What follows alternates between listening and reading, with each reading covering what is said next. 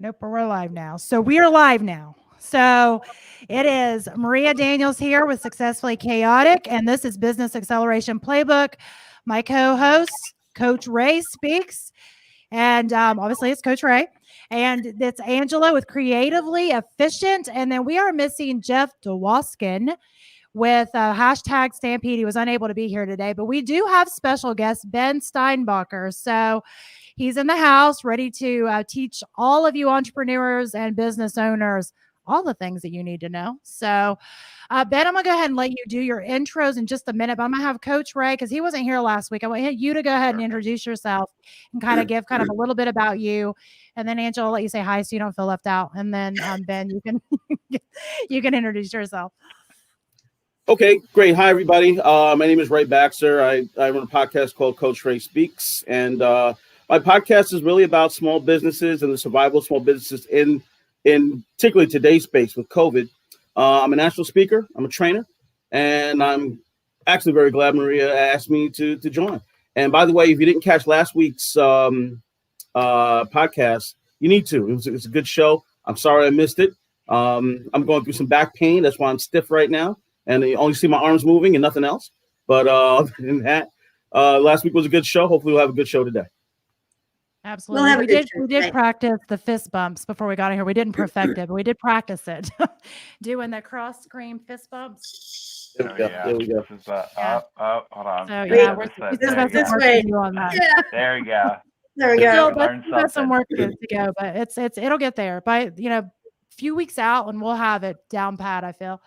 So, all right, Ben, I want you to go ahead and introduce yourself. And for the people that didn't catch you on my show before and may not know who you are, just kind of lay the foundation of who's Ben and what you do. And then you can really just jump in and start to just teach all the things you know. Perfect. Thank you. All the You're things. welcome. All the things. Hey, I'm Ben Steinbacher. I'm a life coach. The biggest thing that I do is I help men to find that thing, whatever that thing is, that makes them special, unique, authentic, different, that allows them to live a life of purpose. I uncover all the things that are in the way, all the beliefs, the shoulds, the things they've been told they're supposed to be. Really, I help men tap into that thing that helps them become that level of entrepreneur, father, leader, business owner that really is making a difference and is remembered and stands out in their industry, rather than it's just kind of so-so and trying to be the things that they think people want them to be. And I also do the same with coaches, because if you were to look at a coach right now, there are 6,000 niches and types of coaches and all those things. And unless you tap into that one thing that makes you different, you unique, you special, nobody cares. Even like I see so many coaches put out, I'm this and this certified, I'm NLP certified. And essentially all you're putting out is that I'm now in a bucket with 10, 15, 20,000 other people. And it's not until you find your signature thing, your proprietary process, that you really stand out as a coach. And I would say the same is true in business. If all you sell is the same thing everyone else is selling, there's nothing special. There's nothing memorable. And so memorable and emotional is what really stands out in business. And I'll get into it. And it's what I'm going to talk about today is, what are some of the emotional hacks, some of the social emotional hacks, some of the things we overlook as business owners, entrepreneurs, CEOs, those things that really help us break through to the next level. And because I started talking about emotions first, I'm just going to stick on that. So if you think of the beer Budweiser, what are some of the animals that they've used in their commercials? They've used Clydesdales. They've used Dalmatians. Yeah. Mm-hmm. Yes. So it signifies power, right? It signifies strength. Yes, it does. And there's also, they even show with those Clydesdales them interacting with puppies. And I think what does that have to do with beer? What does that have to do with beer? It has nothing to do with beer, but it has so much to do with marketing. It has to do with trust. It has to do with emotions, because we are emotional beings. We buy with emotions and we justify with logic. So one of the biggest things that you can start doing as a business owner to really start capitalizing is instead of just putting out a product or selling a product, realize that essentially you are selling an emotion. If you can't make someone feel an emotion, then they are likely not going to buy from you. And even with an emotion, you can kind of tweak that a little bit. Like Corona, they sell people on a beach. There's an emotion there, but there's also a certain quality of life or certain type of life that you will feel, something you will get if you drink Corona. You will be this beachy, on vacation type person who's living that life. And this is one of the biggest mistakes that I see people make when they're starting off, is they try and sell the product rather than what the product is going to do for the person. And then I got a question for you.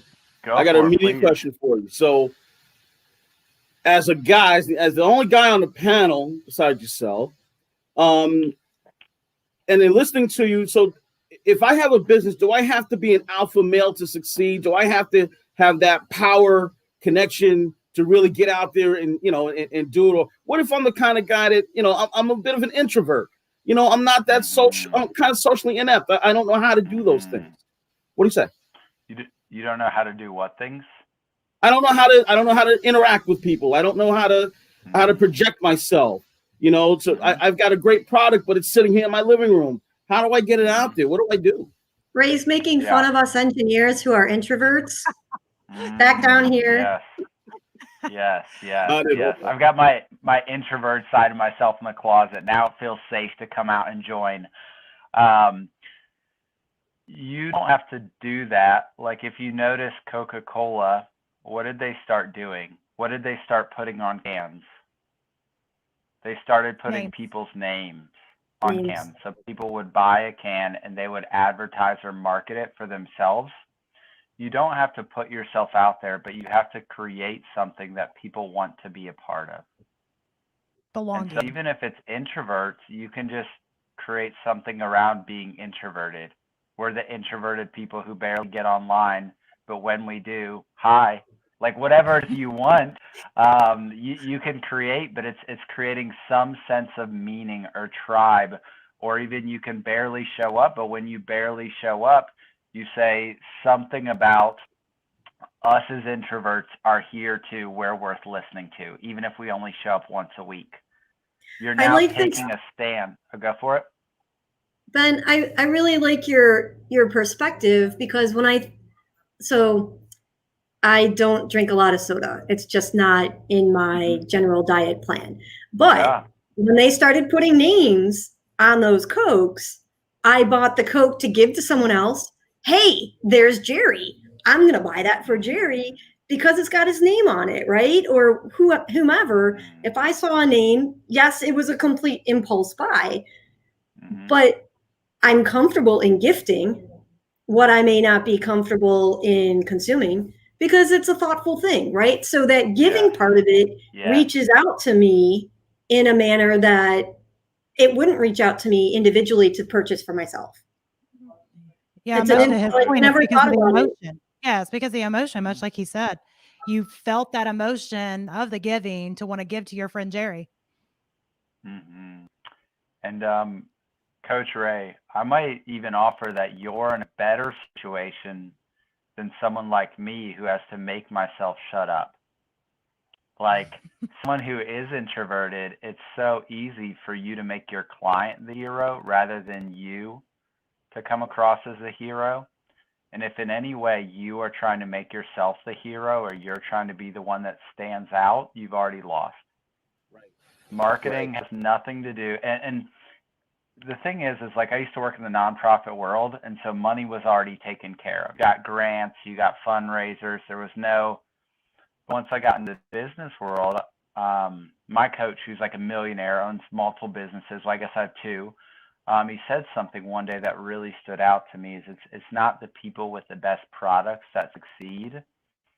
It's the people with the best products that people also know who they are. And so, like, if you listen to like Tony Robbins, he's someone who's worth, I don't know, $500 million or something.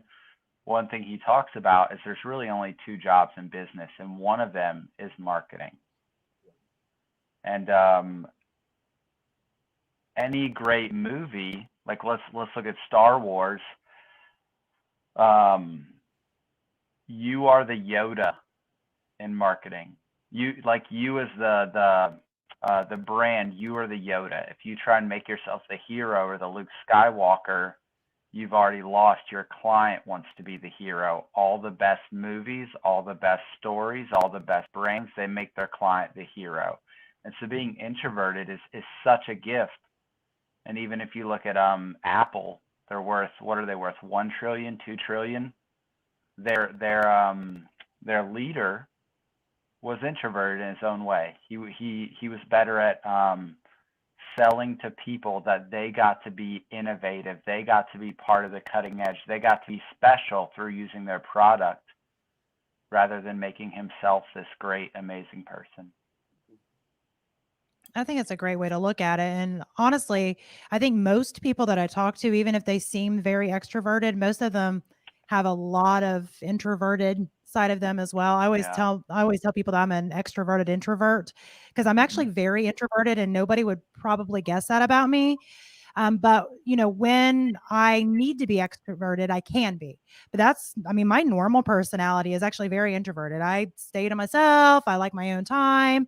And it's almost like I have to mentally prepare myself for being extroverted, because it's very much expected in a lot of ways. So, I think I agree with you on the fact that, you don't always have to show up as that super extroverted personality. And I think it's important to, show all the sides of yourself. I know whenever I share the struggles that I have, I have 7 kids, one of them special needs. My days are like half the time. It doesn't matter how well laid out they are. Sometimes crap just happens because I have a large family and a special needs child. So instead of, hiding that and pretending like I got, all my, excuse my language, but my shit together all the time, nobody does all the time. So for me, I found it very empowering to share that with other people. And it's actually caused a better connection with people, because they get me where I'm at. They see me as I am. And I think that's huge, especially when you were talking about emotional driven sales, because people do business with who they know, like, and trust. And, they don't trust a logo. They don't trust, this super curated version of something, because we all can tell if it's super curated. We're not stupid. So if, you're showing up real and raw and authentic, you're developing that know, like, and trust relationship, which is so important anyway, but it's really important now that we are pretty well all virtual now, especially with the whole COVID thing. So many people are struggling to try to develop those relationships. And I love that you're speaking on this, Ben, because I think it can't be said enough. Yeah. One of the things that I've been writing about lately has been how to write with clarity and connection, right? What are the words that people are using and hearing and feeling, and how can you employ them in your email to drive that connection, not only for clarity of message, right? Like we edit, I make mistakes, I re-edit, edit, have a friend read it when it's an important enough topic, but striving for that connection. How do you write it in a warmth manner, especially as an engineer, that someone can receive it and not feel left out in the cold and still take action with it? I think even your everyday emails have value in order to develop it. And to your point, Maria, we're so virtual right now. Like the reason I even started putting that particular series together was because we're so virtual. How do we drive and find these connections? I think it's challenging. And I think words have power. Absolutely. Yeah. Yeah. And it's,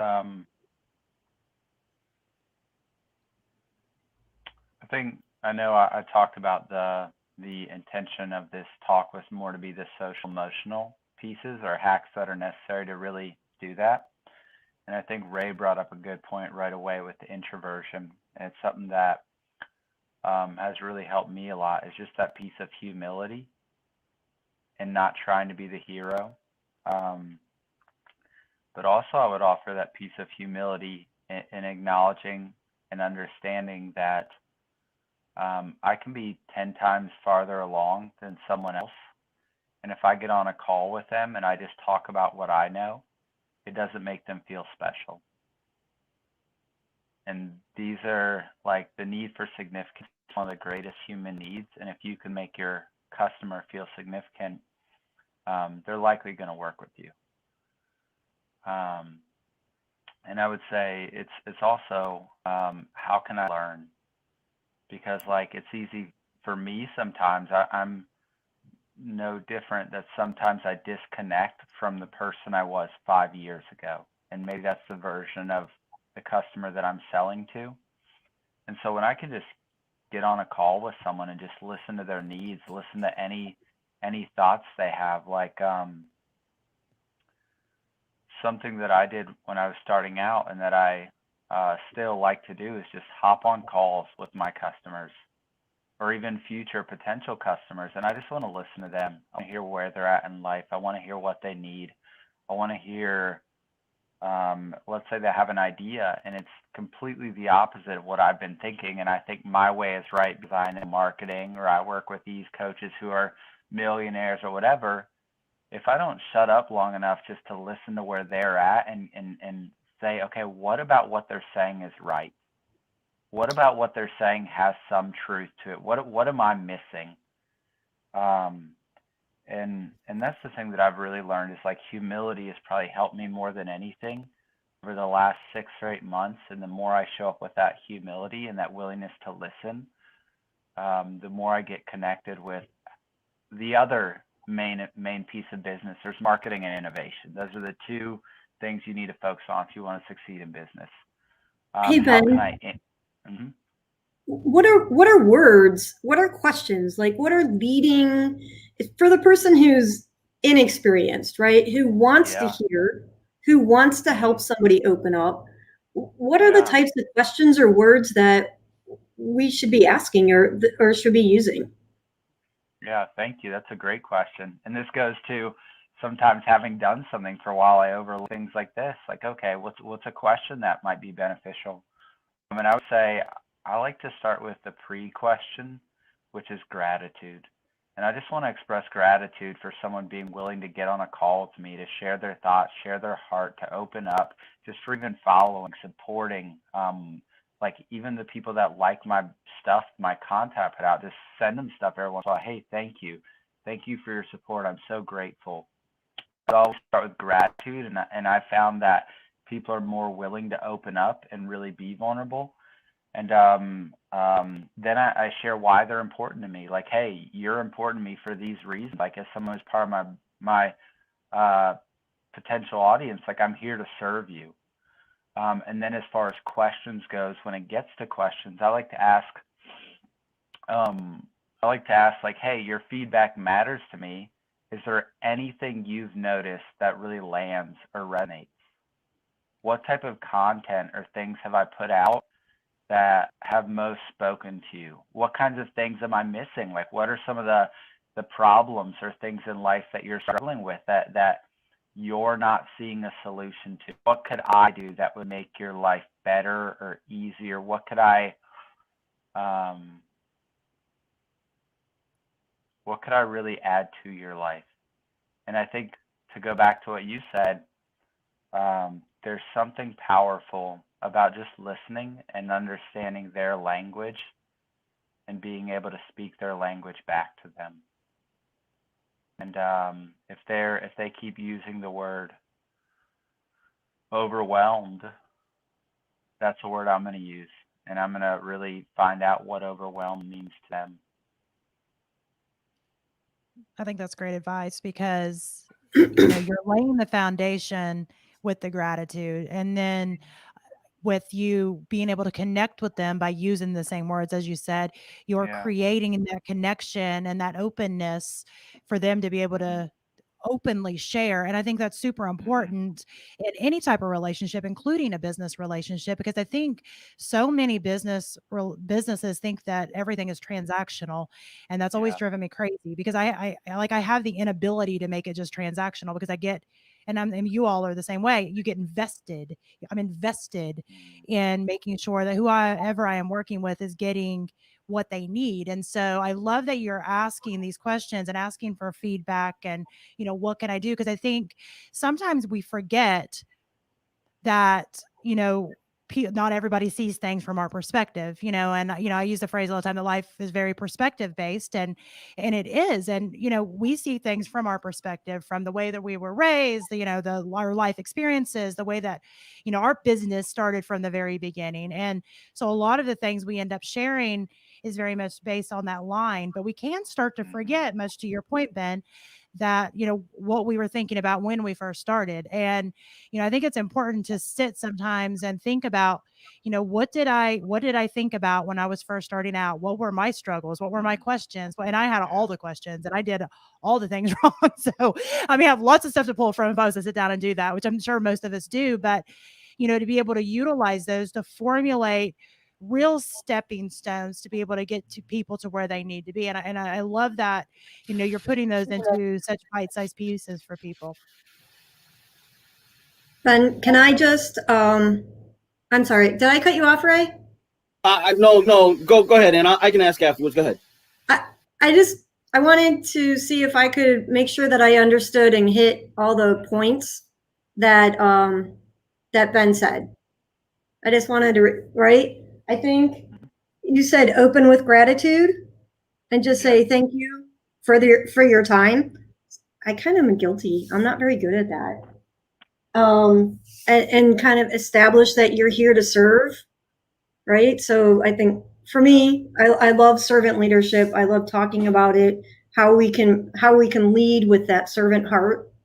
And then seeking that feedback and finding those words that resonate with that person. So those, I felt like from your answer, those were your top 3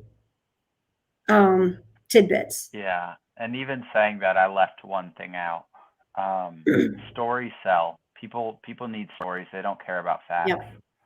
And so going back to what I was saying, I think Coach Ray, you asked, and just about being introverted and not trying to be the hero, but rather being the guide, being the Mr. Miyagi, the Yoda, the whoever. Can people see themselves in you? Does your story relate to them? And so I would offer vulnerability is something that I use. And even like as a men's coach, like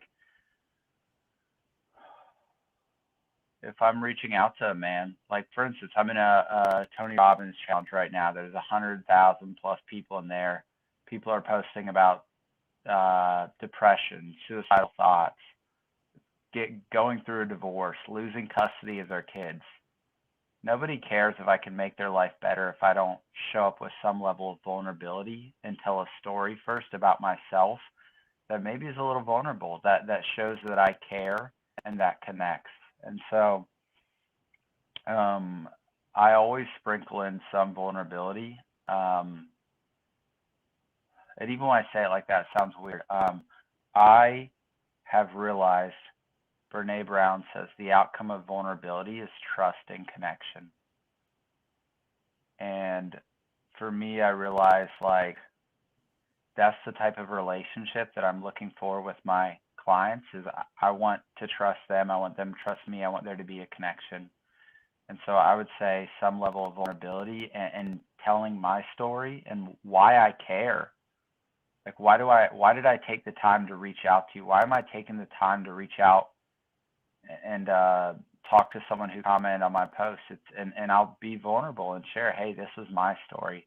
This is what I struggled with. This is why it's so important for me to help see coaches not struggle for 3 years, making $35,000 a year, ripping their hair out, feeling like an imposter, not knowing what to post, doing all these things, having this gift on their heart, knowing that they can change the world, but they're struggling too much financially to do that. That's why I'm taking the time to reach out, because I don't want you to have to do what I did. Ben, let me ask you this. I know it's said that a lot of the quote unquote better salespeople, quote unquote, anticipate what a customer or what someone wants or how someone is feeling in that conversation, whether you're a customer service rep, whether you're a sales rep and you're selling a product, how would you do that in your conversations with people? How do you anticipate the need for of what that customer wants, and then in turn relate that to actually close that sale? Yeah, and this might make me terrible, and I might lose everyone here when I say this, but I do that 0%. And this is something that one of my coaches told me is you lose a relationship when you start assuming that you know the other person. Your sad will never be the same as my sad.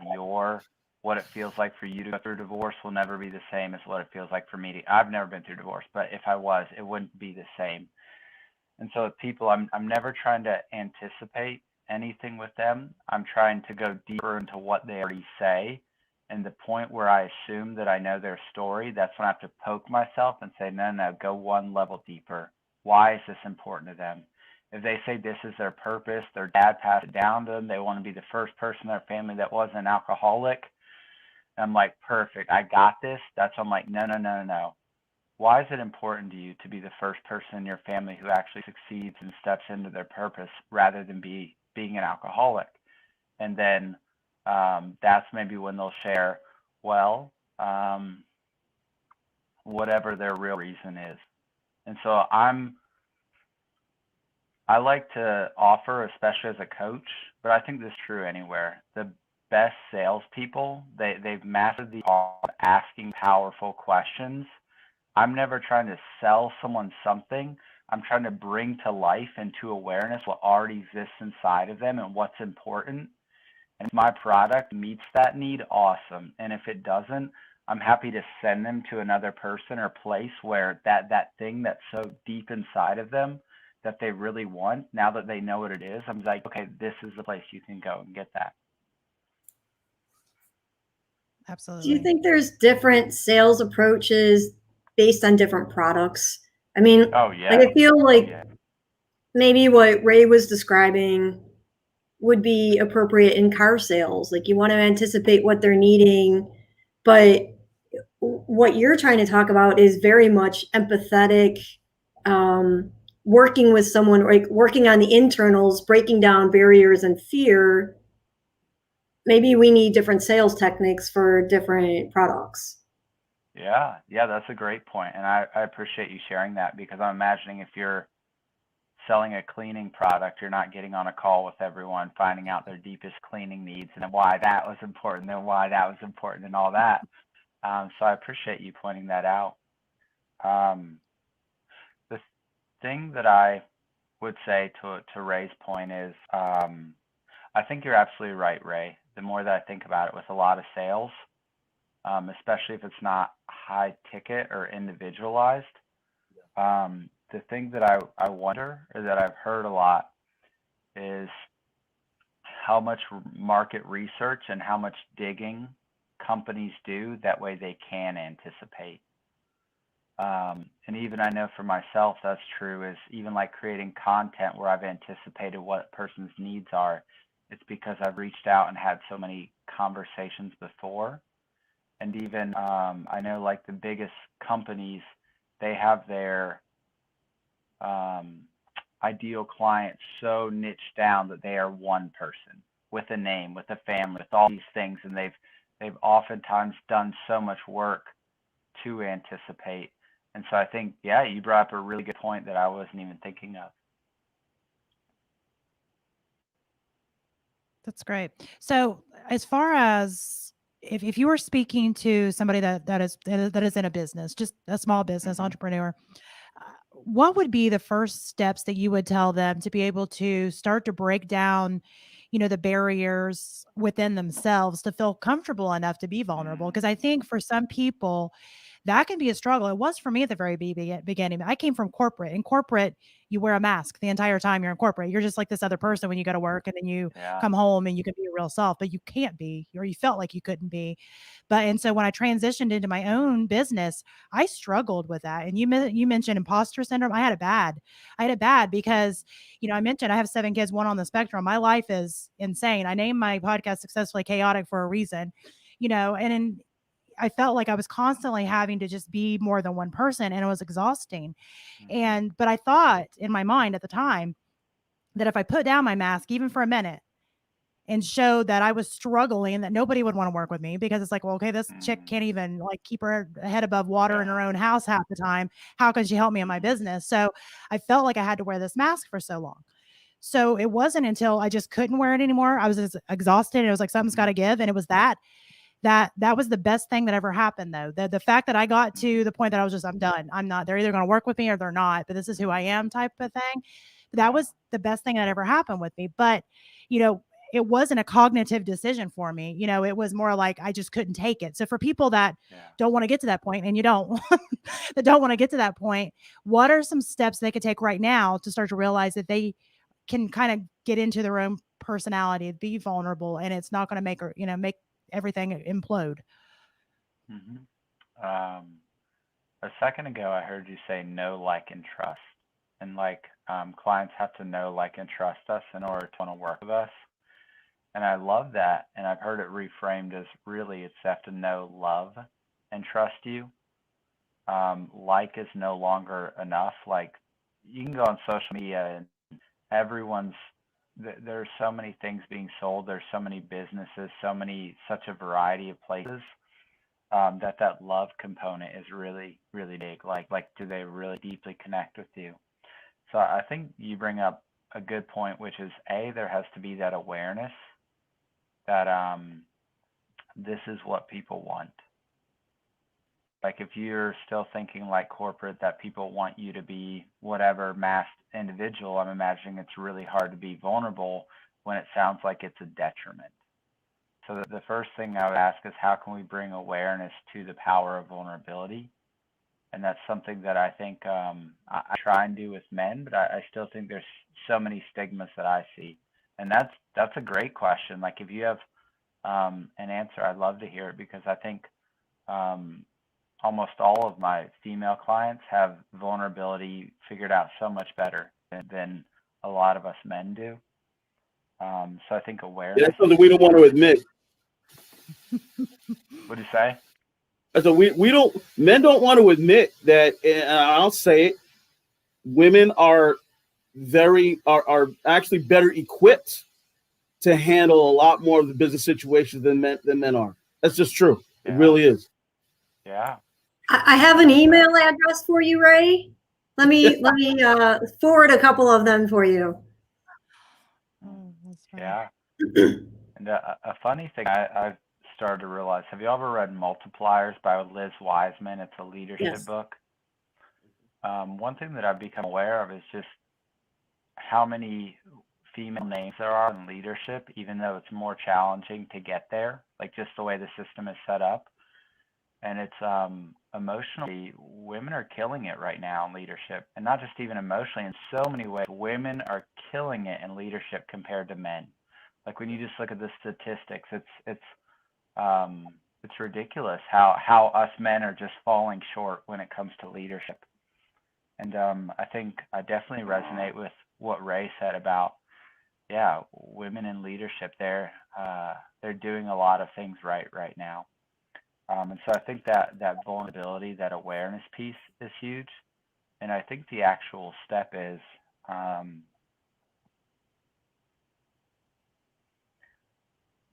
almost see vulnerability like working out. Like, it's once you do grasp it, is that you need to do it, and it's not an easy way to do it. It's something you just have to start doing and start small.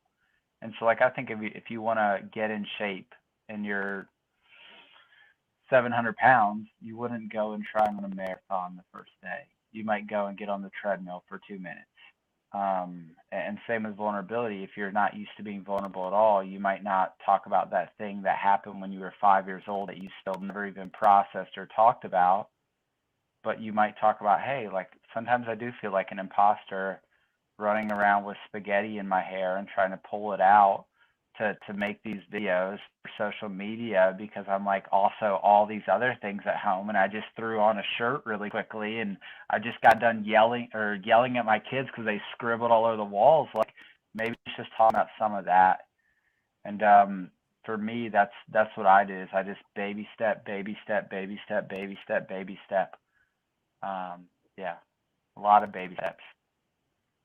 And I think that's good. I think baby steps is a great way to approach that because, you know, it is tough to be vulnerable. And like I said, I got to a point with Yeah. me myself, I got to a point that I just let it all fly. I was just like, I don't even care anymore Yeah. because this is just who I am. But Mhm. like for most people, I think they need those bite-sized pieces. They need those steps. They need it to Mhm. feel safe. They need to know that when they're putting something out there, it's being received in such a way that it's not going to get thrown back in their face type of thing. And I think that's a fear for a lot of people of what are they going to think or what are they going to think about me or, you know, it's just all these things. And what you realize or what I realized is that there's more people like me that are business owners that's trying to keep their household from, you know, it's like, I just make it a joke. It's like, there's things about my household that drive me completely insane. And my love language is humor. So, you know, I just make it a joke. I make it a joke because there's not much I can do. I can do what I can do, you know, but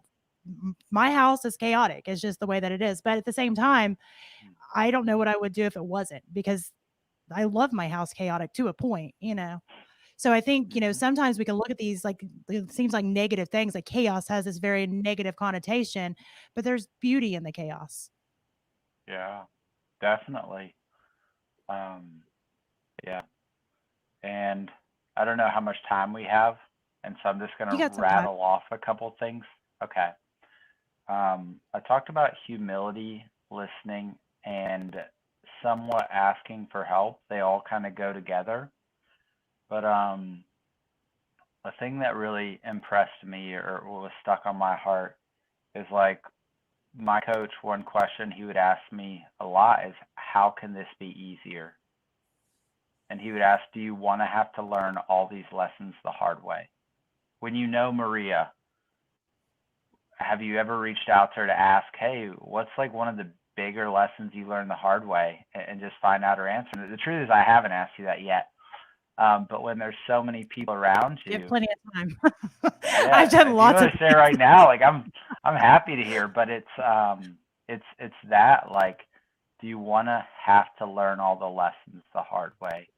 And if you do, how much time is that how long is it gonna take your journey, if you do that? And so that was one of the biggest things that my coach has impressed on me is like your fear and ego around asking for help is going to cause this journey to take 2 or 3 times longer than it needs to unless you learn to conquer it. Ooh, And that's painful. learning that like Repeat months that. ago, Say it again, Ben. Painful. your fear around asking for help, not looking manly, wanting to look strong, your fear and ego around asking for help is going to make this journey take 2 or 3 times longer than it needs to. And I think that you said manly, and I do think that there's different reasons. So for this is my perspective, but for men, it seems like Yeah. that's more of a power. Like I'm strong enough. I got this for men. I mean, correct me if I'm wrong, because I'm not a man. But for women, I think it's more, or for me anyway, I think it's more, we're expected to juggle all the things. It's automatically expected that we can, with grace, juggle all the things while looking sexy and staying in shape and pursuing our spouse and, you know, having gourmet dinners and the house looking pristine and all these things that society projects upon us. You know, I think, you know, that stands in the way. And for men, you know, I think it's very much that they should have it put together. They should be productive. They should be strong. You know, they should have it all figured out. They're the rock, you know, and I Yeah. think these stereotypes a lot of times can be much to our detriment. Yeah. Yeah, I definitely agree with that because I've spoken to plenty of clients that, to be honest with you, have no clue, but they're not willing to admit that they have no clue. It's just like I used to work in a call center, customer service call center, long years ago. And the person that was running the call center really had no idea on how to, I guess, diffuse the chaos that was going on. It was one thing that to understand the chaos, but okay, how do we diffuse it? How do we get reps to not pass along calls, things of that nature? And they honestly, that person had no clue. You know, it was the young lady that was his second in command that actually brought the calm to the storm. Completely unexpected. And I found that works in business and in relationships. Same thing. You know, men are just not willing to take that step back and say, all right, you know what? Maybe someone else knows how to do this a little bit better than I do. Maybe I need to step back and listen and learn, in opposed to just trying to lead and going down the wrong path. What say you, Ben? About men not being very good at taking a step back. There you go. I think that it's funny. I had another coach, and we were messaging each other, and she's someone who started out a lot earlier than I did. And we were talking about her boyfriend. I don't know how this came up. We were talking about men being fixers, and one of the things that struck me the most is someone told me, and please, if this, I don't know if there's a statistic somewhere, maybe it was more of just a generalization, but he said 80% of the time when people talk, they just want to be heard. 80%? 80%. I don't know if that's true, but I've tried to get closer and closer to 80% of the time, just listening and saying thank you for sharing, and it sounds like what you're saying is this. Am I understanding you correctly? And not showing up needing to fix or solve anything. And that's hard. I love solving things. I love fixing problems. It makes me feel so competent, confident, good about myself. It feeds my ego account so much. And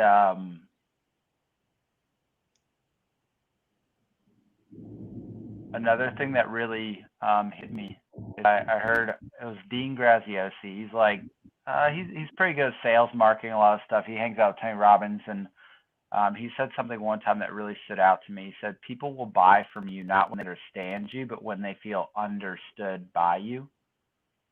And like, listening it's an imperative. It doesn't matter if you're a man, doesn't matter if you're a fixer. If you don't learn to listen, like, this is sales, is listening. Get better at it. And that was huge.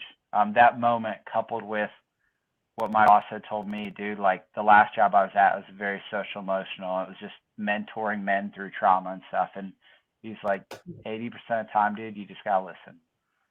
And yeah, but do I see a lot of men do that? No. Is it easy for me to do it? No. Like, I'm consciously, even on this call, like, I probably told myself to shut up at least 30 times already on this call, where I just, like, you're supposed to be talking. want to say something. I'm right there with you. We're here to listen to you, Ben. Yeah. So asking for help, yeah, it's huge, and listening is huge, and trying to think if there's anything else on this. I have a question. Yeah, go for it. What about offering help? Mm-hmm. How I heard recently, when someone needs help, actually, I think we were probably talking specifically about allyship with some of the situations that happened recently, right? And one of the comments that was made was simply help, instead of saying, what do you need for help? Because that puts that burden back on them to identify something for you to do.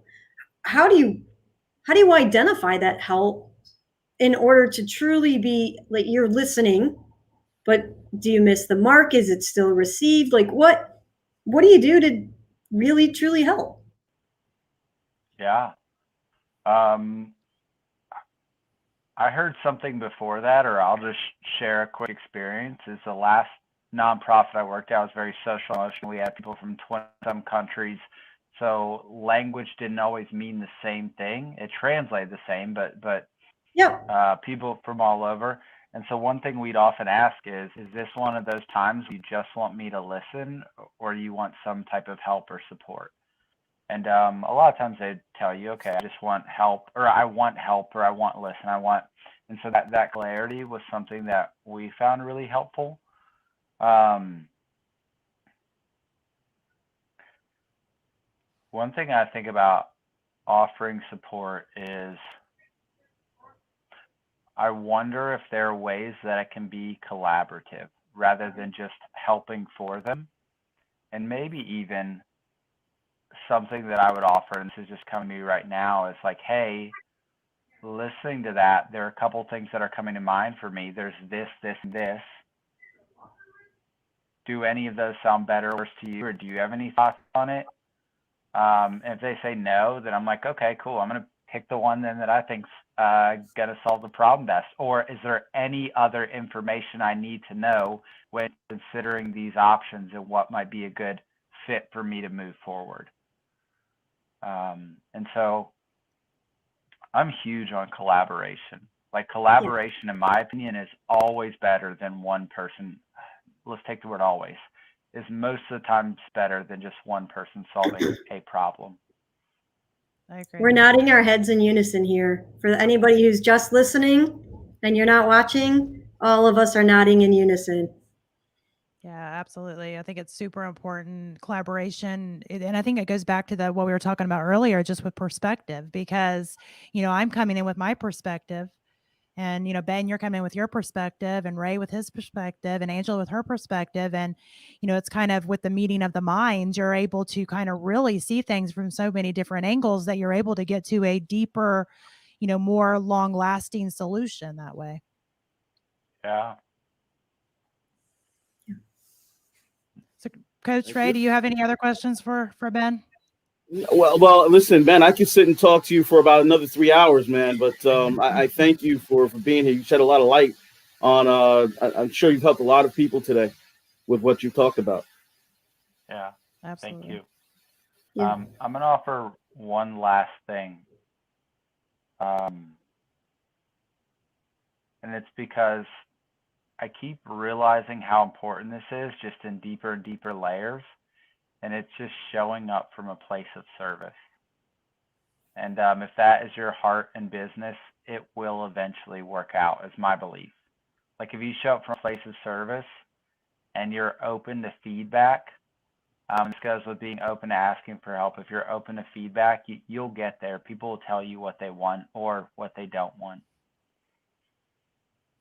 That's great. That's great advice. And I think that for a lot of people, asking for help is hard. That was always one of my biggest struggles, is asking for help. But I think it's super important to be able to do that, because I heard somebody say one time that, and I can't remember the exact wording, but that it was almost selfish of us to not ask for help and give somebody else the chance to be that helper that In we my like to be. talk, Maria. Yeah.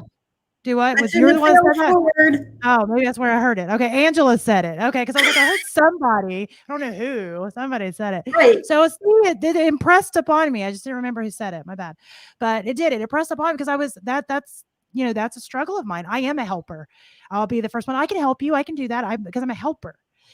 But I had such a problem asking other people for help, or even if they asked me, I'd be like, that's all right. I got it. I got it. And it was more because I think it goes back to just kind of a trust and vulnerability issue of being vulnerable enough that I'm trusting them to actually come through on that. Cause that's not been my life experience in a million ways. And I think a lot of people that have been, through life pretty much, we all have these traumas that go on, and we develop these kind of fail safes in our own life that really we think are protecting us, but in the long run, they're just harming us.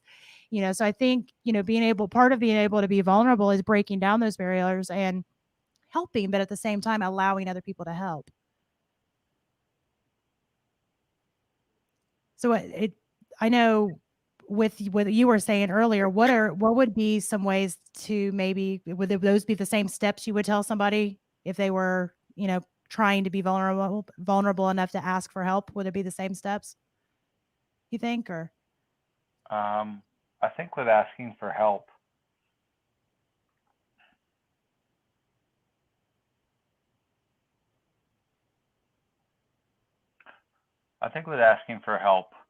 the thing that I think about is, who do you feel most comfortable asking for help from, and can you start there? And is there someone in your life, like a boss, who maybe you see as it's more of their job or their role, or there's a little more natural desire or willingness to go ask for help from them? Because for some people, like if I was just to tell some men, hey, go ask your wife for help right now, and they're not good at asking for help, that might be like the hardest thing in the world for them. And so I think what I would do is have people start practicing the muscle. I think a lot of things in life are just practicing the muscle and just getting momentum and getting small wins and starting where you can get a win. Like I started coaching someone 2 days ago, and I said, dude, do this for 2 minutes a day. And they're like, that's nothing. And I'm like, yes, but you're just developing the muscle. We can build up, but you just have to learn to trust yourself. If you can show up for yourself every day this week for 10 minutes, next week we can do 5, next week we can do 10, next week we can do 20, but you got to build the muscle. And so I think the same with asking for help is, where's a small area that I can get somebody to ask for help, or someone that they feel more comfortable with asking for help. That's great advice. There's a lot of research, because Angela's the research nerd, right? That shows that people don't like to say no when you ask for help. And if they have to say no for whatever reason, right? I'm not available at this moment. If you ask them the second time, they're 95% more likely to say yes. So, Maria, I don't like to ask for help. I admit, right? I'd rather be self-sufficient. But, and then if someone says no, I feel completely rejected, right? I opened myself up and then they said no, and there you go. But the science shows that we need to ask a second time and actually give them that opportunity to say yes. And it's a pretty fascinating psychology that I admit I don't understand. I'm an engineer first, and I just learned through research, and thankfully other people ask good questions so I can benefit from it. But understanding, I think that a no also leads to a yes. It is worth it. My kid says, mom, mom, mom, mom, mom, mom, mom, until I eventually say yes, right? Like, kids get it. Why don't we get it as adults? If you really want it, you got to go after it. And somehow the kids figure it out. Can I have pizza? Can I have pizza? Can I have pizza? Can I have pizza? No. Eventually, yes. Maybe it's yes on Friday, but eventually he's going to get his pizza. Why don't we do that? Why aren't we that open? Why aren't we that passionate about what we're asking for? I think there's a lot to be remembered. I think we knew and we forgot. What if we just remembered? I think maybe it's fear. Yeah. I think sometimes we are actually afraid of the yes. Yes. It's a good one. Talk about that, Ray. Yeah, that'll preach. Okay. As an example, I used to work with kids that were justice involved, 18 to 25. Kids just coming home from prison, and they didn't understand the concept of writing a resume, sitting through an interview, all of that stuff that we take for granted. The one thing those kids were afraid of, believe it or not, and they were emboldened to do anything and everything else, but actually having them sit and learn a skill, and for someone to tell them they've succeeded in getting a job or succeeded in writing, doing well in writing a resume, it was the one thing that they never expected. And all of a sudden, the world opened up to them. You are And worthy. I think, yeah, so you're right, exactly. So I think the same thing transfers in business, because 9 times out of 10, people don't know how to go through the burrow of the tunnel. You're going to actually go through so many no's in business before you get to that one yes. But that one yes propels you. You know, it propels you for that next step. And a lot of people don't understand it, particularly as new entrepreneurs going into whatever space, whatever niche that they're entering. They just don't understand that you may hit 500 no's before you get to that one yes. But that one yes will change your entire business. Yeah. And I wonder if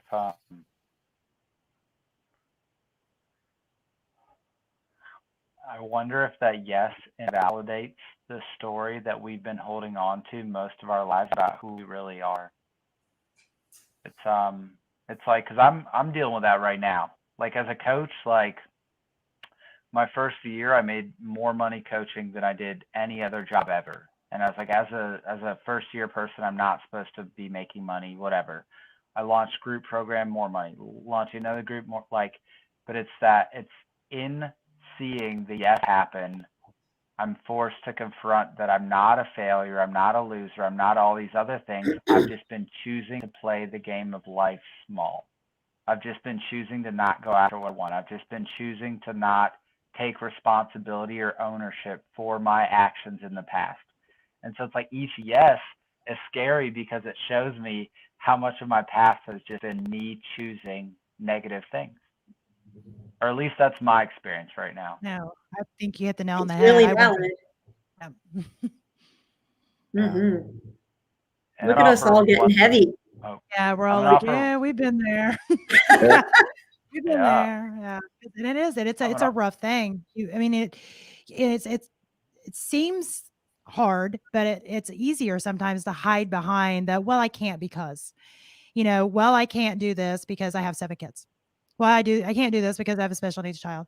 Well, I can't do. And I mean, there are differences in things, but, I think, much to your point, we tend to hide behind those because we are afraid of not having that as an excuse. Is it, especially once we do it and succeed at it, you do it, you make good money at it, and you're like, well, crap, now I have to keep doing it, because if not, I had the same life, at that moment. So if I don't succeed from now on, I don't have that same excuse that I've been hiding behind this entire time. So yeah, that's painful for me and for a lot of people out there, I'm sure, because it's so relevant.